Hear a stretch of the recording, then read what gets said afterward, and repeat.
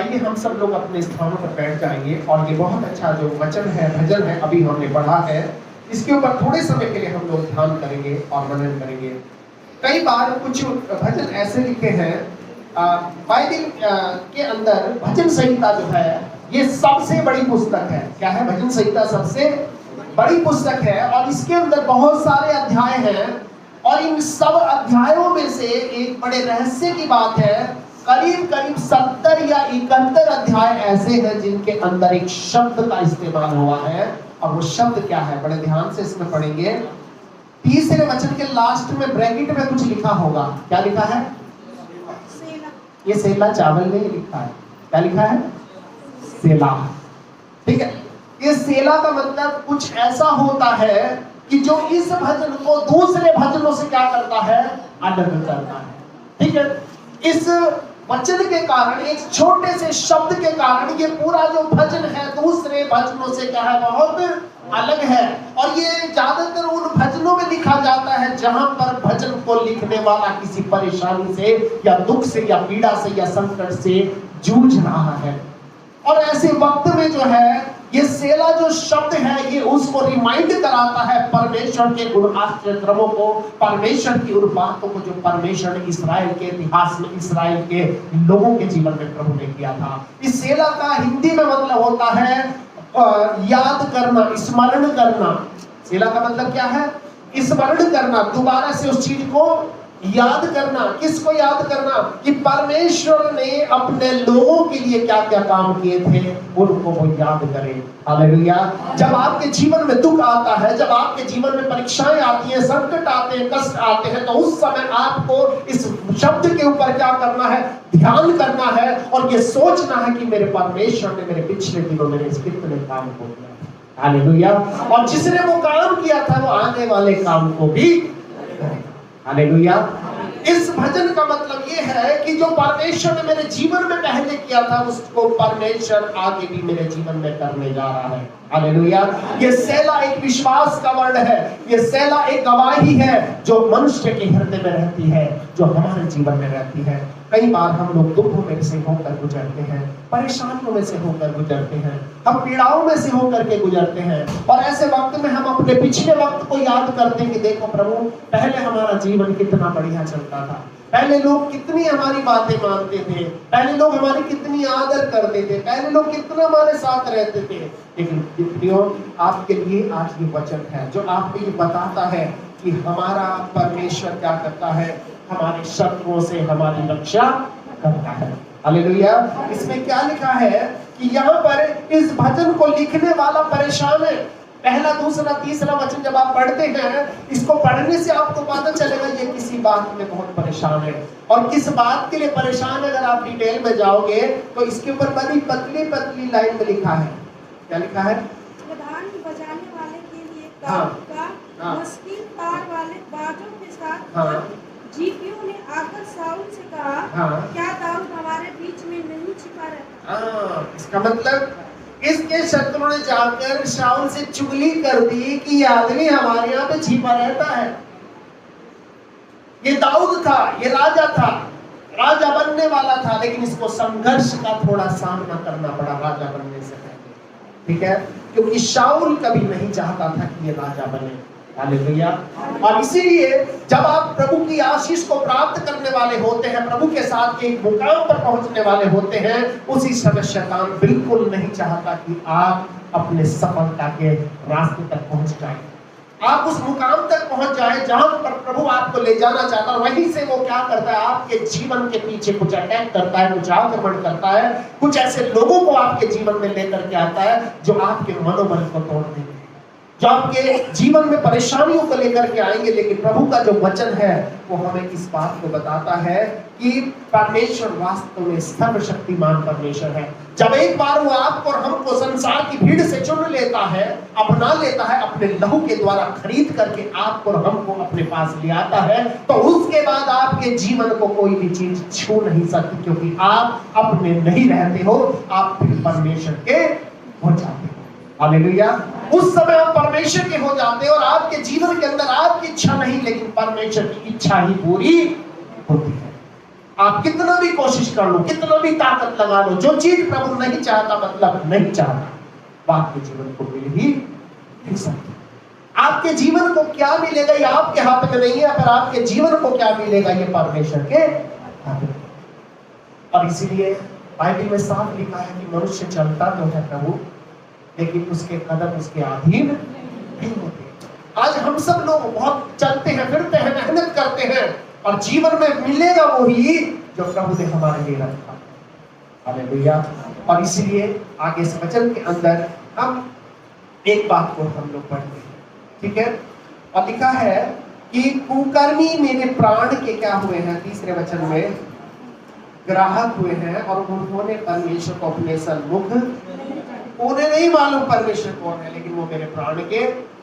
इसका मतलब ये व्यक्ति ऐसी परेशानी से जूझ रहा है कि इसकी जान भी जा सकती है, ये मर भी सकता है, लेकिन परमेश्वर ने इस व्यक्ति को चुन लिया था और ये व्यक्ति किसके हाथ में था, परमेश्वर। ये संकट में था। ऐसा नहीं है कि प्रभु ने एक बार चुन लिया, आशीषित कर दिया, फिर जीवन में संकट नहीं आएगा।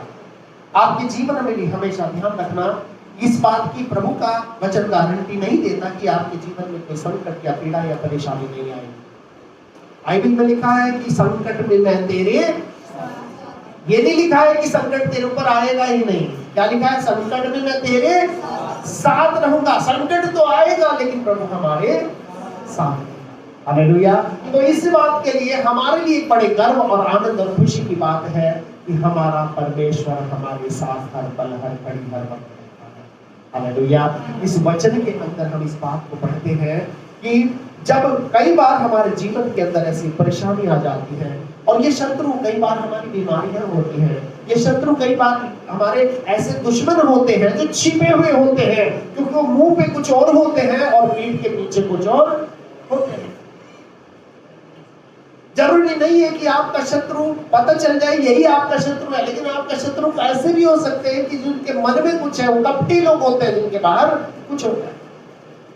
लेकिन बाइबल हमें इस बात को बताती है कि जब ये सेला जो शब्द आ जाता है, फिर ये याद करता है। सेला का मतलब ये याद करता है। क्या याद करता है? ये दाऊद उस वक्त को याद करता है जिस वक्त में इसने शेर से और भालू से अपनी भेड़ों को बचाया था। हालेलुया। इसको मालूम था उस वक्त भी वो अल शदाई सामर्थी परमेश्वर मेरे साथ खड़ा है। हालेलुया। और वो कहता है आगे, क्या कहता है कि देखो परमेश्वर मेरा, अब ये याद कर रहा है। सेला का मतलब अब ये याद कर रहा हूं चीजों को, देखो परमेश्वर मेरा सहायक है। और जब आपके जीवन में संकट आता है, पीड़ा आती है, बीमारी आती है, परेशानी आती है, आपको भी अपने मुंह को खोलकर आसमान की तरफ कहना है कि देखो परमेश्वर मेरा सहायक है। और आगे अगली लाइन में बहुत अच्छी बात लिखी है। क्या लिखे है? प्रभु मेरे प्राण को संभालने वालों के संग है। प्रभु मेरे प्राण के संभालने वालों के संग है। इसका मतलब कि मैं तो एक वाचा में बंधा हुआ व्यक्ति हूं। और कौन सी वाचा में बंधा हुआ है? मैं चाहूंगा कोई उत्पत्ति की पुस्तक 12 अध्याय का 3रा वचन पढ़ लेंगे। 12 अध्याय का 3रा वचन, जिसको भी मिल जाए जल्दी से पढ़ेंगे। और ये वाचा में बंधा हुआ व्यक्ति होने का मतलब क्या है? वाचा में बंधे हुए होने का मतलब यह है कि जैसे परमेश्वर ने अब्राहम को बुलाया था, वैसे ही परमेश्वर ने आज आपको मुझको बुलाया है। हालेलुया। जैसे परमेश्वर ने अब्राहम को चुना था, उससे कहा था अपने पिता को, अपने देश को, अपनी जन्मभूमि को, सब कुछ छोड़ दे, उस स्थान पर चला जा जो मैं तुझे दिखाऊंगा। मैं तुझसे एक नई जाति को बनाऊंगा, तू आशीषों का मूल होगा।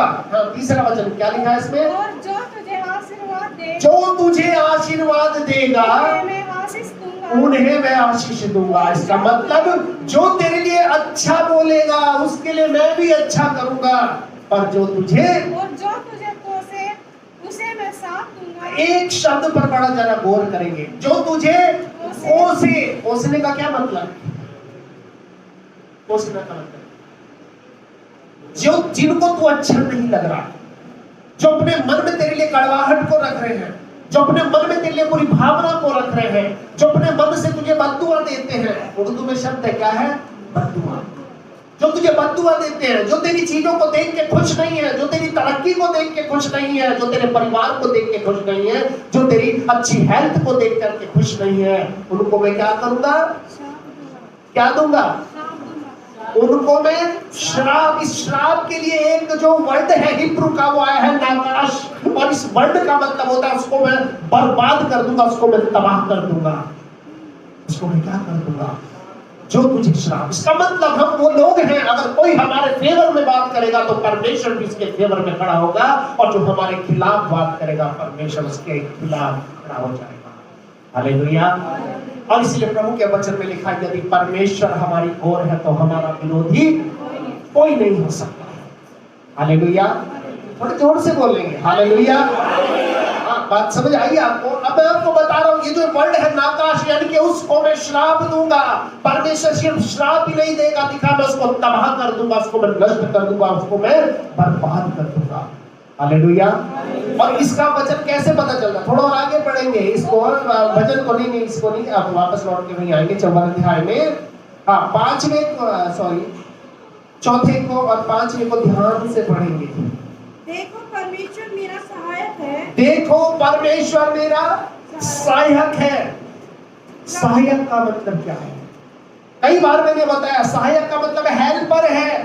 हेल्पर का मतलब वो मेरे लिए छोटा बनकर आता है, मेरे साथ खड़ा हो जाता है, और दुनिया के रोजमर्रा की जिंदगी के कामों में वो मेरी मदद करता है। हालेलुया। जैसे हेल्पर मिस्त्री के पास खड़ा हो जाता है, क्या चाहिए जी?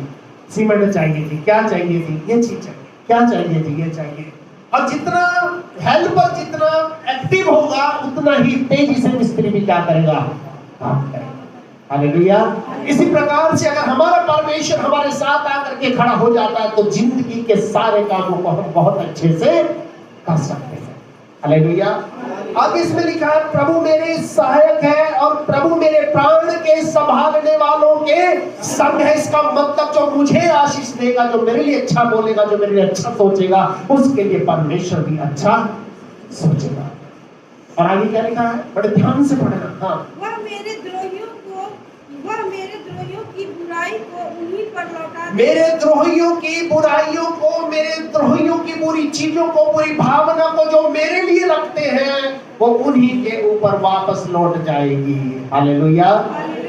आगे क्या लिखा है? हे मेरे परमेश्वर अपनी सच्चाई के कारण। वो कौन सी सच्चाई है? अपनी उस सच्चाई की वाचा के कारण जो तूने अब्राहम से बांधी थी, अपनी सच्चाई के कारण क्या कर? उनका विनाश कर। ऐसा क्यों बोल रहा है? इसको मालूम है विनाश का मतलब उनको जड़ से खत्म कर। क्यों? क्योंकि भाई उसने, प्रभु ने वादा किया है, जो तुझे कोसेगा उसे मैं श्राप दूंगा। क्योंकि प्रभु ना सिर्फ बद्दुआ देता है, लेकिन प्रभु की बद्दुआ काम भी करती है। ध्यान रखना, आपकी बद्दुआ शायद किसी को लगे ना लगे, लेकिन प्रभु की बद्दुआ जरूर लगेगी। इसलिए अपने जीवन से किसी का दिल नहीं दुखाना, अपने जीवन से किसी को जलील नहीं करना। आपको मन में किसी के लिए कड़वाहट है, उसे परमेश्वर से बोलना। क्योंकि बाइबल में लिखा है तुम आशीष का वारिस होने के लिए बुलाए गए हो। हालेलुया। तुम आशीष के वारिस होने के लिए बुलाए गए हो, यानी कि जिसके लिए मुंह से आशीष बोल दोगे उसको आशीष मिल जाएगी। क्यों? क्योंकि आप प्रभु के भक्त हो।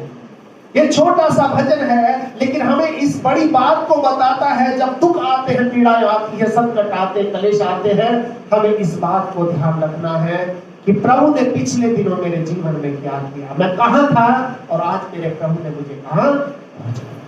हालेलुया।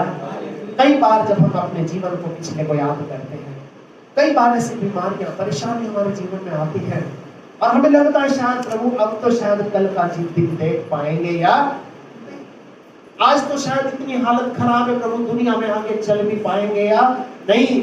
लेकिन उसी वक्त प्रभु हमें याद दिलाता है कि देख, जैसे मैंने तेरी प्रार्थनाओं को उन अस्पतालों की दीवारों ने सुना था, जैसे तेरी प्रार्थनाओं को बीमारी पर पड़े हुए बिस्तर पर मैंने सुना था, क्या मैं आज भी तेरे लिए वो परमेश्वर नहीं हूं? हालेलुया। वही आज परमेश्वर हमारे लिए है, वही आज प्रियो परमेश्वर हमारे जीवन को आशीष करने वाला परमेश्वर है। वो परमेश्वर हमारे जीवन को अपनी बरकतों से भरने वाला परमेश्वर है। 6वें वचन को ध्यान से पढ़िए, क्या लिखा है? मैं तुझे स्वेच्छा बलि चढ़ाऊंगा, कि मैं तुझे स्वेच्छा बलि चढ़ाऊंगा। स्वेच्छा बलि का मतलब कि प्रभु बस तू चुप रहना, जो मेरे मन में अब आएगा वो मैं तेरे लिए करूंगा। हालेलुया।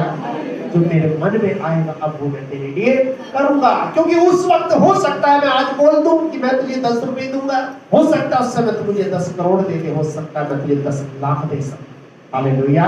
मैं तुझे स्वेच्छा बलि चढ़ाऊंगा। और आगे क्या लिखा है? हे यहोवा, मैं तेरे नाम का धन्यवाद करूंगा, हाँ, क्योंकि यह उत्तम है। क्यों मैं तेरे नाम का क्या करूंगा? धन्यवाद करूंगा, क्योंकि ये उत्तम है। तेरे नाम लेने से मुझे शांति मिलती है, तेरे नाम लेने से मेरे जीवन में आनंद आता है, तेरे नाम लेने से मेरे जीवन में शांति आती है, तेरे नाम लेने से दुष्ट आत्माएं भागती हैं, तेरे नाम लेने से मेरी बीमारियां चली जाती हैं।